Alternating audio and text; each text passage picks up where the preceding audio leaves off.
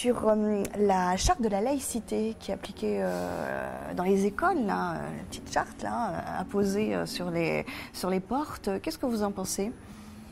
Moi, tant que c'est une charte qui s'applique à l'ensemble des religions, ça ne me gêne pas, bien au contraire. L'appartenance religieuse doit s'arrêter aux portes de l'école, du collège, de l'université? L'appartenance religieuse doit s'arrêter. Je ne vois pas en quoi quelqu'un parce qu'il est musulman, puisse quand il rentre, puisse être différent de quelqu'un qui est chrétien ou juif.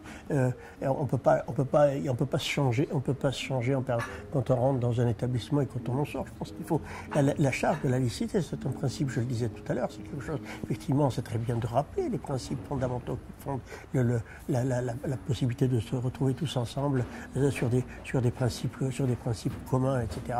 Mais je pense que ce qui m'inquiète, c'est est-ce que cette charte de la laïcité est une charte qui permet de favoriser le vivre ensemble et de mieux se comprendre les uns, ou simplement c'est une mesure restrictive à l'égard de telle ou telle religion.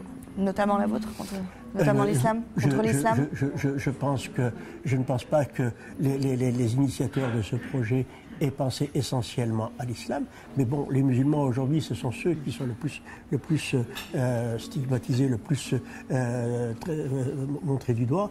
Ils se posent la question, pourquoi tout d'un coup cette charte de laïcité vient-elle alors qu'elle n'a jamais été promulguée par le passé? Dernière question, jeudi dernier, toujours dans l'actualité, il y en a beaucoup. Manuel Valls remettait à la préfecture des diplômes de la laïcité, notamment à de nombreux imams, 17. Vous avez accompagné et soutenu cette démarche?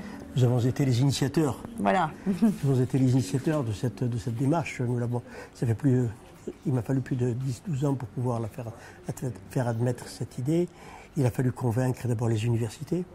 L'université catholique, l'université Lyon 3, du bien fondé de la démarche, l'intérêt qu'il y avait à permettre à des imams musulmans d'abord de connaître le français, d'apprendre le français. C'est ça, d'apprendre le français très concrètement.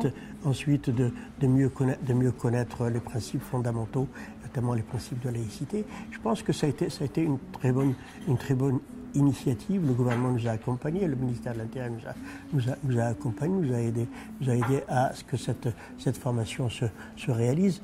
Cela prouve aujourd'hui que la communauté musulmane, quand elle est capable de faire des propositions, simplement, faut qu'elles soient entendues et écoutées. Malheureusement, des initiatives comme celle-là, beaucoup en proposent, mais très peu aboutissent. Et c'est notre souhait aujourd'hui, c'est que il y a des initiatives qui se prennent un peu partout en France, des musulmans qui veulent montrer leur capacité à s'organiser, à se structurer, à faire en sorte que leur religion ne soit pas une religion simplement de peur, mais au contraire une religion d'ouverture et de paix envers les autres, qu'elle soit aidée et qu'on soit enfin compris.